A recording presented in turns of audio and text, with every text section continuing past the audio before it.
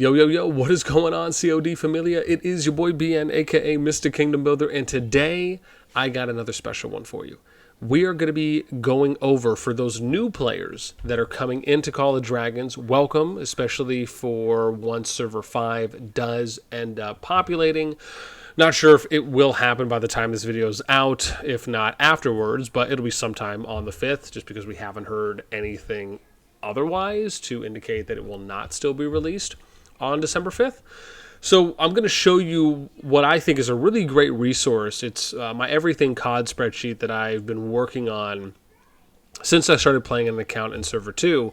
And whether you're a brand new player, you're a tenured player, right? I'm always adding to it, even collaborating to a degree with others that put out really good content, and I'll kind of credit or give them a shout out.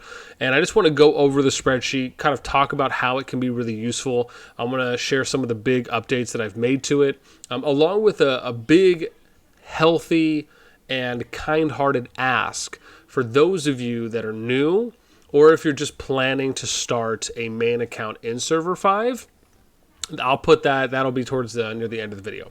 Before we start diving in, though, of course, as always, if you enjoy the content, make sure you sub, like, ring the notification bell. If you want to join it and be a part of our conversation, hit up the Discord. You can find a link to that in the pinned comment description right down below. Okay, so first things first, I'm just going to kind of do a transition over. And again, you'll find a link to the spreadsheet in the description, and I believe in the pinned comment as well. So I have a start here page, and then here, there's just a lot of great information that I've been pulling. There are a few pieces that still need to be updated, just very small add-ins that I'm hoping either tonight or tomorrow I'm going to have those done. But you can go in here, right, and you can look at Alliance Tech.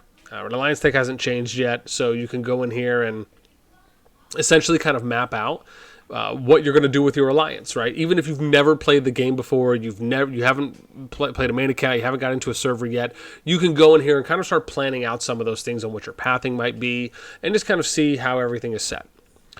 We have Augerstone for Season 1, Kingdom Timeline. So this is the timeline for how it looks like. I also have something here from one of the past updates, right? Changes that were made from 9.14.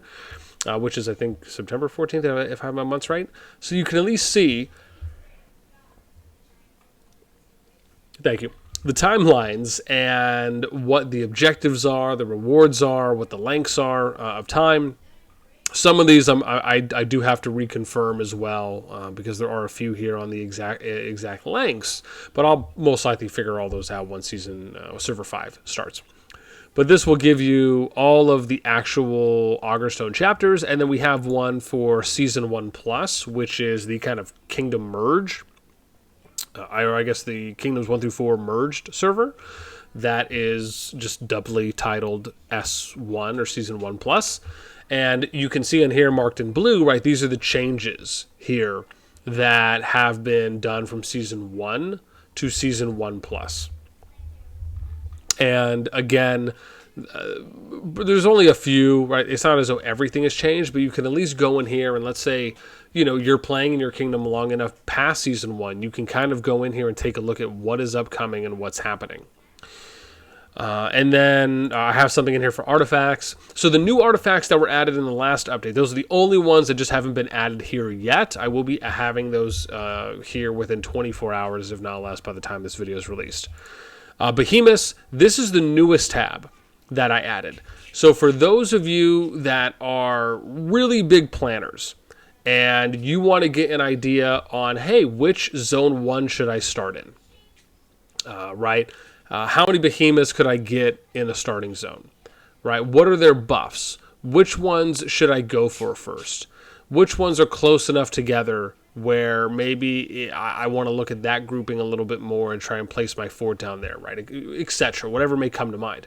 You can go on here, and I mean, this took me a while because there's 200, and just to show you, 250 behemoths, right? So this was the last one for Flame Dragon, but again, we have one at 1, so I have to minus that. So you have 250 behemoths. All of them are accounted for.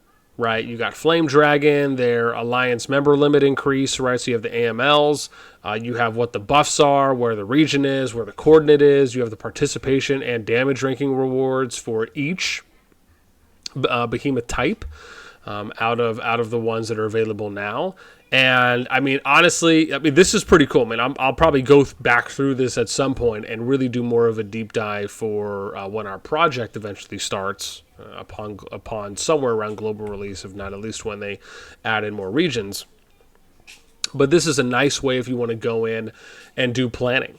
And you'll notice that some of the regions have more behemoths and some have less behemoths. You'll notice that certain buffs are in certain regions, and then some regions do not have, right? So not every region has every single buff type for every single behemoth, right? Some behemoths they do, and others they don't. So there's really interesting pieces here. And again, I'm going to add some more kind of data filter numbers here, kind of summarizations of, hey, total number in this region, right? Things like that. But again, I hope that this might become useful, be useful for some of those players. Then we have building info. This is something that I put in credit here to Fitaro because I had asked him on the Discord, on the CoD Discord, again saying, hey, this looks pretty cool as far as what he put together. So I just kind of simplified it really, and I just did slashes because I think on his he has like tabs for each of the different factions. I just did a slash, and then I just put prerequisites, and then I did it in order, right? So you have League of Order, Spring Wardens, and then Wilderberg. And so that's just kind of how it is, left to right. I just thought it's easier if I want to kind of show everything off in one sheet. I have Alliance Center information and then Scout Camp information, so you can just kind of drag this here if you want to, look at that data.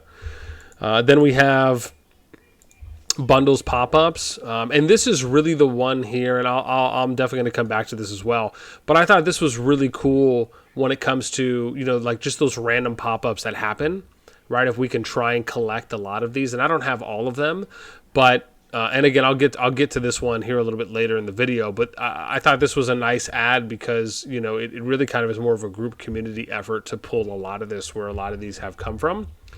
But this is nice if you want to know when these come up or even how to trigger bundle pop-ups. This is a great way to do that, and then you'll know, right, give or take how much it costs, what comes in it, right, what the gem value is. So just a great way, right, of being able to time those out if you're looking to kind of spend in more value ways beyond bundles that you can get just from kind of the standard in-game default shops. College of Order, this is your academy. So this will show you everything from economy, military tech, and then you can scroll off, and C is just the columns, top-down placement, and then essentially what each of the techs are. So if you want to kind of pre-map that out to see what you need to go for first, that's an option. I have a tab here for events, which I want to say this for the majority is up to date. There might be one or two events I could be missing, but I do feel pretty confident about this. So everything's in alphabetical order. If you're looking to try and get an idea on, hey, right, what are all the events that are currently available in the game? Well, here you go, right? Here's everything. Here's the description of it. Here's the task you have to complete. And then here's the rewards. So again, you can see here, I think we have 25 so far. I'm sorry, no, it's not 25. It's 2, 3, 4, 5, 6, 7, 8, 9, 10, 11. So I have 11 so far. I think there is a few more beyond 11, but again, as I'll keep adding to this is just a nice way if you just want to go in and learn about each of the events so you can try to min-max as efficiently as you can. Then I have a tab here on factions. This is essentially kind of what I used for my faction video. And essentially these are the ones you can see, right? Similar, same features across factions and kind of more unique features that you can see here. So if you're just looking to try and get a heads up as far as going in and or watching, I should probably put a link to my faction video in there too. And then heroes. And again, the only ones that haven't been added here are just the two recent ones, Indus and the other guy that I'm totally forgetting the name right now. Excuse me. But again, that's it. It's just the two new legendaries, the Peacekeeper and the Gatherer. I'll definitely add them in. But you can go in here and you can essentially, if you just want to look at all the heroes and look at their attributes and kind of where to obtain them, what their max level is, skills, right, what some of the descriptions and upgrade previews are. And you can see here for each of them, right, the way it's set up where you'll have kind of the active, then you'll have the passives, and then the awakening skill as well. Okay, and then we get into kingdoms. So this is just more of a kingdom timeline chart. I just keep track of the day. If I'm able to really narrow it down to the time, I will. But worst case, I'll at least have the day. So, like right now, we know that these are the days the first four kingdoms came. We know this is the day that the SS1, which is the merged kingdom, or server from the first four kingdoms that got merged into it. That's when that released. And then you have server 5, right, which we're projecting for December 5th. Notice boards, internal affairs. This is your policies, so you can go in here and kind of see which options you have / you want. And I don't think all of that should be... Let's do this. Yeah, I was going to say, I don't think all of that should be bolded. That looks better. And then we have units. So units, this is something you can look at. I'm trying to find that infograph that someone posted somewhere, and then I can give a shout out to whoever made it, because I just thought they did a really good job with the infograph on units. But in short, you can come in here and you can look at, right, T5. These are all T5s. Then you have the T1 comparisons at the end. But this is all T5 stats for each of the brackets, and then you can see each of the skills, right, that are specific to... specific to each of the factions. A little bit about how the unit advantage system works. We get into VIP privilege, so this will kind of show you, right, each of the chests, what comes in the chests. Again, for anyone that has purchased these, obviously up to a certain point, right, I have kind of how much that is because I was able to get screenshots. And then you have kind of daily supply, what the effects are, right, so what are those passive bonuses that you get for hitting that. VIP store. Again, still building this one out, but this basically has, I think, all of them, the level that they come up at. Excuse me. And then the amount per reset, and then what's the cost. And then we have a kingdom event timeline. This is something I actually think is pretty cool, and I'm going to try and actually further build this out when server 5 comes, so that way you can actually see which events are consistently coming when a new server comes out, like which events are coming day 1, day 2, first week, first month, first 3, at that 3 month, at the 3 month mark, 6 month, 12 months. I'm going to try and do this right as far as I can, at least up until season 1 finishing. So I think that's going to be about day 70. And then I'm actually trying to put one together right now for season 1 plus. Again, I might have missed one event, so I'll probably have to do another tab for this somewhere, and probably have to put Kingdom Event Timeline like Season 1, then I'll have to do Season 1 Plus. But at least for Season 1, you can get an idea, and I'll probably just do something like this, and then I'll probably just have to duplicate, and then essentially just do Season 1 Plus. And then I'll have to edit that out. Oh, cool. And then we get to some of the last stuff, which I just have to like some miscellaneous stats as far as, like Junie had reached T5 in 45 days on server 2. I don't have like the date that he did it. Could probably figure that out though based on when server 2 started and just count. And I just have some general feature suggestions, just thing I've kind of added in as more of just a placeholder to kind of just keep track of things. But yeah, that pretty much sums it up. So the last thing, and this kind of gets into what I wanted to ask for those of you, for anyone that's starting in server 5, right? One big ask that I would love to bestow upon those that would like to help out, and you can always shoot me DMs and information here, is for the bundles pop up. So for any of these, right, if you get any type of bundle pop up that is not listed here, please, if you have the time, send me a DM. And if you could just include a screenshot, that's all you have to do. All you got to do is just include a screenshot the moment that it pops up, and then you can send it to me. And that way I can plug it in here, so that way it's accessible to everyone in the community for those that want to take advantage and not miss out on those bundle opportunities.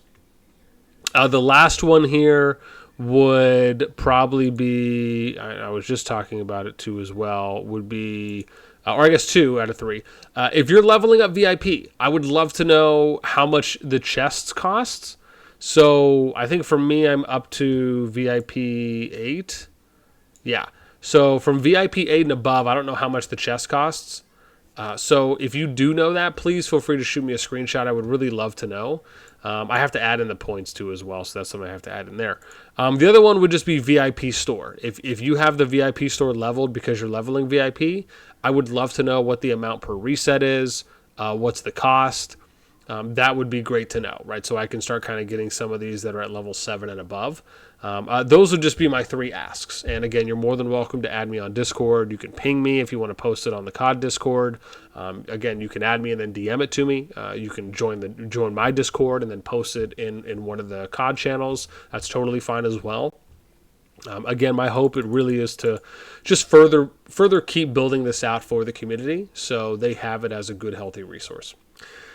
Yeah, so that I think is pretty much it for me. I hope that most of you who are going to be able to get into Server 5 are looking forward to playing Call of Dragons. The game is dope sauce, man. For those of you that have known me for a little while, or if you followed my channel at all, you know that I don't kind of flippantly promote or so easily promote kingdom builders. The only other kingdom builder I ever promoted besides Rock was Infinity Kingdom, and that was early on where, I felt in the very beginning and kind of the early stages of IK, the game just had a lot of potential. However, after playing Call of Dragons and being involved in the community thus far since Server 2, this game, in my opinion, out of all the kingdom builders that I've played myself, has by far the most potential out of any of them. And I really hope that the game continues to trend in this just fantastic positive direction, because there's a lot that the game has to offer, and there's a lot that the game is pioneering and really kind of pushing those boundaries within the kingdom builder genre and space. So I'm really excited to see how it goes, and I hope that those of you who are able to get in do enjoy playing. Again, let me know what you guys think in the comments down below. As usual, that's it for me. Until next time, I will catch you later.